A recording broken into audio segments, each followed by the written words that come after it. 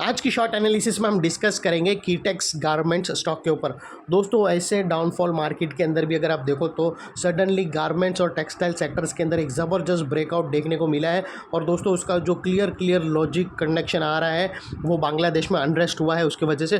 दोस्तों अगर आप देखो तो बांग्लादेश पूरे एशिया में एक्सपोर्ट के अंदर सबसे आगे है, तो वो लिहाज से दोस्तों अगर आप देखो तो कोई भी बाहर वाली कंपनियाँ ऐसे अनरेस्ट कंट्री के अंदर अपना काम देने के लिए रेडी नहीं रहेंगी। वो लिहाज से दोस्तों इंडिया को फ़ायदा होगा। तो अभी तक जो जैसा चाइना प्लस था वैसा बांग्लादेश प्लस हो भी सकता है, और वो क्लियरली सही लॉजिक है दोस्तों। वो लिहाज से सडनली टेक्सटाइल इंडस्ट्री के अंदर इस चार्ट के अंदर ज़बरदस्त ब्रेकआउट आया है और उसका पूरे फ़ायदा उठा सकते हैं, लेकिन अपने एडवाइज़र को पूछकर। इसमें कोई भी हमारी बाई सेल होल्ड रिकमेंडेशन नहीं है। और दोस्तों जब भी दोस्तों इंडेक्स कब से गिरता हुआ आ रहा है, एक ऐसा लेवल आएगा जहाँ पर RSI ओवरसोल्ड हो जाएगा, फिर वो इंडेक्स साइडवेज जाएगा या फिर सडनली एक लूज बाउंस मारेगा, या मतलब मोमेंटम लूज़ करता हुआ एक अगर बाउंस मारा तो भी दोस्तों ऐसे वाले स्टॉक है वो सबसे पहले भागेंगे और 8-8, 10-10% अपसाइड रन अप देंगे।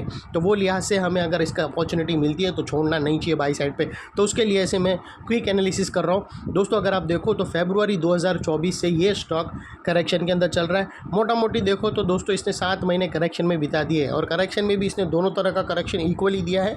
पहले इसने प्राइस वाइज करेक्शन दिया जहाँ पर स्टॉक काफ़ी हद तक डीप डाउनसाइड करेक्ट हुआ है। उसके बाद स्टॉक ने टाइम वाइज करेक्शन दिया है जहाँ पर स्टॉक काफ़ी हद तक साइडवे गया, कंसोलिडेशन किया और अल्टीमेटली इसको ब्रेकआउट किया है। और फिलहाल ये स्टॉक के अंदर देखो तो दोस्तों मल्टीपल पॉजिटिव फैक्टर्स एक साथ ब्रेकआउट हुए।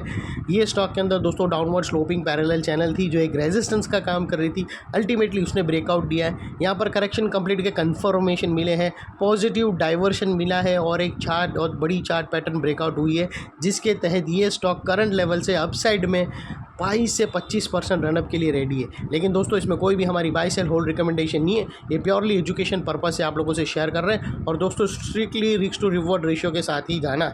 दोस्तों अगर आप देखो तो ये वो टॉप एरिया था जहाँ से करेक्शन का आगाज़ हुआ था, और यहाँ से कुछ ऐसी downward sloping parallel channel stock के अंदर बनी। और जब तक दोस्तों स्टॉक ये डाउनवर्ड स्लोपिंग पैरेलल चैनल में था, इसके अंदर back to back lower lows hit होते गए और स्टॉक प्राइस वाइज करेक्शन होता गया। दोस्तों अगर आप देखो तो पहला लोअर लोज यहाँ पर हिट हुआ, सेकंड लोअर लोज यहाँ पर हिट हुआ, थर्ड लोअर लोज यहाँ पर हिट हुआ और फोर्थ लोअर लोज यहाँ हिट हुआ। और जैसे ही दोस्तों ये downward sloping parallel channel upside में ब्रेकआउट हुई, इसने मल्टीपल हायर हाइज को एक साथ ब्रेक करके उसके above high volume sustain closing देकर कंफर्म कर दिया करेक्शन इज़ कंप्लीटेड। यहाँ पर दो बड़ी चीज़ एक साथ हमें मिली दोस्तों। पहले तो इसने डाउनवर्ड स्लोपिंग पैरेलल चैनल को अपसाइड में ब्रेक किया, जिसकी वजह से ये जो स्ट्रेट डाउनसाइड फॉल आ रहा था वो अल्टीमेटली रुक गया। और सेकेंडली दोस्तों इसके अंदर जो continue back to back lower lows hit हो रहे थे पिछले 6 महीने से, वो चेन तोड़कर इसने फर्स्ट टाइम हायर हाइज दिया, और जो हमें कंफर्म करता है कि स्टॉक के अंदर बॉटम लग गई है, करेक्शन कंप्लीटेड। और दोस्तों इसने अपसाइड ट्रेंडिंग मूव का पहला कदम जमा दिया, मल्टीपल हायर हाइज को एक ही स्विंग में ब्रेक करके, इतने खतरनाक मार्केट में भी। तो ये इसकी स्ट्रेंथ बताता है फ्रेंड्स। और सेकेंडली दोस्तों देख लेते हैं डाइवर्शन का पार्ट। तो दोस्तों अगर मैं आप लोगों को MACD डालकर दिखाऊं तो यहाँ पर क्लियर कट हमें पॉजिटिव डाइवर्शन मिलता है दोस्तों। प्राइस एक्शन के जो लोअर लो स्विंग है अगर आप देखो तो वो लास्ट लोअर लो स्विंग अगर आप देखो तो वो नेक्स्ट टू सिमिलर या डाउन साइड है, और वही अगर आप MACD के ऑसिलेशन देखो तो वो अपसाइड में टिल्ट हुए हैं फ्रेंड्स। अगर आप देखो तो ये डाउन साइड में है, और ये अगर आप देखो तो ये अपसाइड में है, और यहाँ से ब्रेकआउट मिला है जो एक अपसाइड मोमेंटम पंप करेगा स्टॉक के अंदर। और दोस्तों सेकेंडली देख लेते हैं चार्ट पैटर्न की।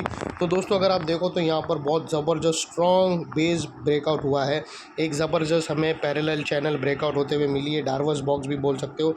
और दोस्तों ये जो इनसाइड रेंज है पैरेलल चैनल की, ये कोई छोटी मोटी रेंज नहीं है दोस्तों, ये तकरीबन है 22 से 25% की, जो ये नेकलाइन से ब्रेकआउट होने के बाद अपसाइड में 25% रनअप देने के लिए रेडी है, 22 से 25।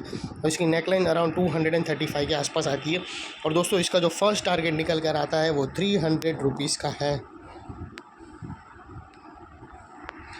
और दोस्तों ये टारगेट अचीव होने से पहले बीच में कुछ रेजिस्टेंस है जो ये स्टॉक फेस करेगा, जिसको हम ब्लू में कर देते हैं।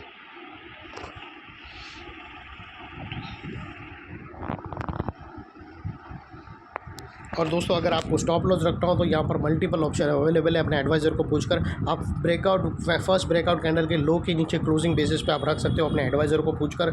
सेकेंडली अगर आपको ATR की भी हेल्प लेकर अगर करो तो भी प्रॉब्लम नहीं है। लेकिन दोस्तों एक चीज़ याद रखना, यहाँ पर टारगेट 25% का है और ये जो फर्स्ट ब्रेकआउट कैंडल है वो इटसेल्फ अगर आप देखो तो वो 17% की है। तो वो लिहाज से अगर आप स्टॉप लॉस रखते हो ब्रेकआउट कैंडल की तो आपका जो रिस्क टू रिवॉर्ड रेशियो है वो 1:1.5 के आसपास रह जाएगा, जो बेहतर है। लेकिन उससे और भी ज़्यादा फर्निश करना हो तो आप ATR का हेल्प ले सकते हो, या फिर दोस्तों अगर ये इनसाइड रेंज के अंदर अगर 230 के आसपास अगर क्लोज हो जाए तो भी आप अपना स्टॉप लॉस लेकर ट्रेड को फिनिश कर सकते हो अपने एडवाइज़र को पूछकर। वो दोस्तों इतना याद रखना है कि अगर आपका रिस्क टू रिवॉर्ड रेशियो भी बने तो at least try to manage it 1:2 तो ही ट्रेड लो, वरना फिर ट्रेड को अवॉइड करना। और दोस्तों सेकेंडली ये जो नेकलाइन के पास वाला एरिया है वो बहुत ही इंपॉर्टेंट एरिया है, क्योंकि अगर आप देखो तो यहाँ पर मल्टीपल पॉजिटिव फैक्टर्स एक साथ ब्रेकआउट होते हुए मिले। यही एरिया पे दोस्तों हमें downward sloping parallel channel upside में ब्रेकआउट होते हुए मिली। यही एरिया पे लोअर लोज हाई राइज में शिफ्ट हुए। यही एरिया पे दोस्तों हमें MACD के थ्रू पॉजिटिव डाइवर्शन मिला और यही एरिया पे दोस्तों हमें पैरेलल चैनल ब्रेकआउट होते हुए मिली। तो इन शॉर्ट ये एरिया भी एक स्ट्रॉन्ग सपोर्ट बनकर खड़ा है, जो अभी तक एक स्ट्रॉन्ग रेजिस्टेंस था।